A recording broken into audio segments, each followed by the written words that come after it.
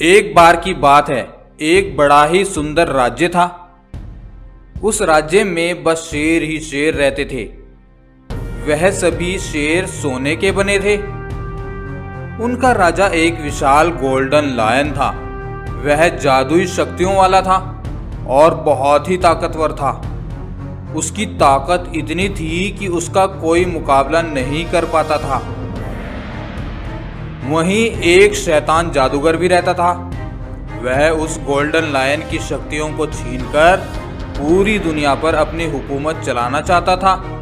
एक दिन वह शैतान जादूगर सोचता है, वह गोल्डन लायन बहुत ही ताकतवर है और उसकी सेना भी बहुत बड़ी है।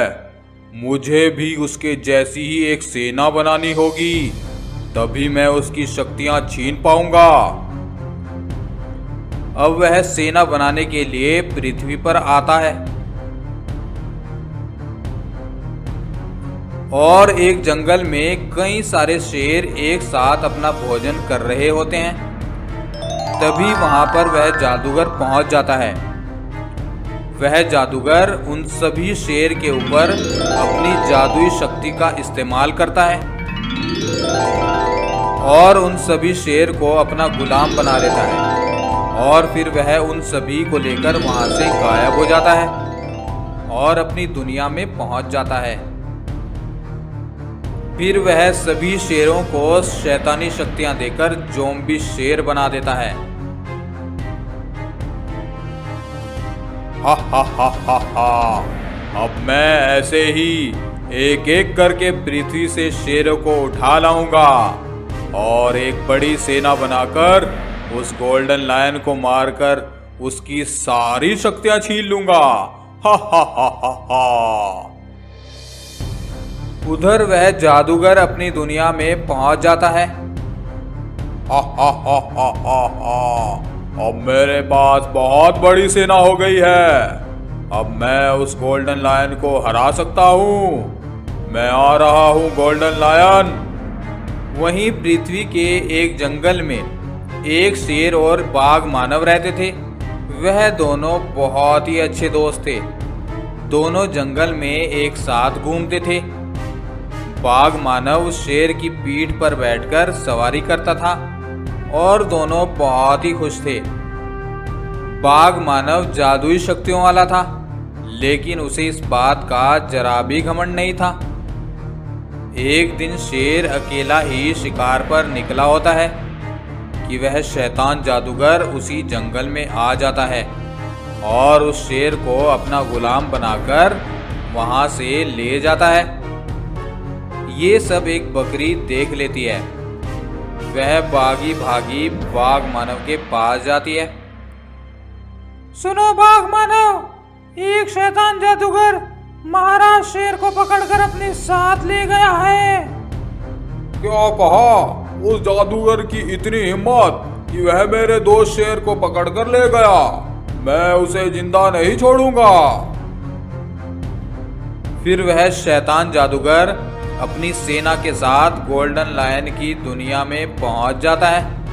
गोल्डन लायन और शैतान जादूगर की सेना आमने सामने आ जाती है।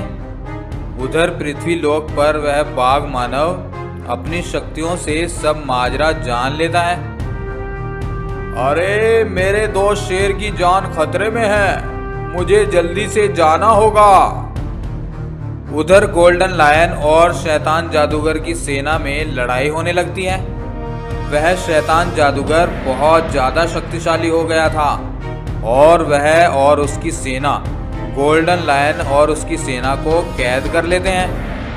हा। गोल्डन लायन, जल्दी से मुझे अपनी सारी शक्तियां दे दो, नहीं तो मैं तुम्हारी पूरी सेना को खत्म कर दूंगा। हा। नहीं, मैं ऐसा नहीं करूंगा। चाहो तो तुम हम सबको मार डालो, लेकिन हम तुमको ये शक्तियां देकर इस दुनिया को मुसीबत में नहीं डाल सकते हैं। तो फिर मैं अपने साथ आए इन सब शेरों को मार डालूंगा। ये सब मेरे वश में है और ये सब निर्दोष प्राणी तुम्हारी वजह से मारे जाएंगे। अब गोल्डन लायन सोच में पड़ जाता है। ये कैसी मुसीबत में फंस गया हूँ मैं। ये सब शेर तो बेचारे निर्दोष हैं और ये तो कुछ भी नहीं जानते कि ये क्या कर रहे हैं। इनको मैं कैसे मरने के लिए छोड़ दूं? फिर वह गोल्डन लायन उस जादूगर को अपनी शक्तियां देने के बारे में सोचता है और उस शैतान जादूगर से बोलता है, ठीक है, मैं तुम्हें सब शक्तियां दे दूंगा, पहले इन सब शेरों को अपने सम्मोहन से आजाद कर दो। नहीं, पहले तुम मुझे अपनी शक्तियां दोगे, तब मैं सबको आजाद कर दूंगा। गोल्डन लायन के पास अब कोई रास्ता नहीं बचा था।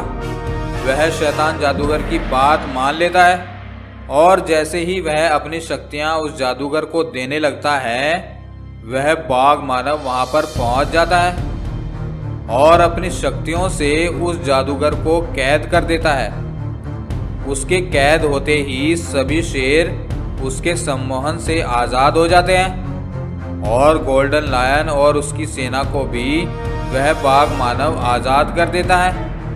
फिर वह गोल्डन लायन उस जादूगर को अपने कैद खाने में डाल देता है। गोल्डन लायन और सभी गोल्डन शेर मिलकर बाघ मानव का धन्यवाद करते हैं और फिर बाघ मानव अपने दोस्त शेर और बाकी सभी शेरों को लेकर वहां से वापस पृथ्वी पर आ जाता है।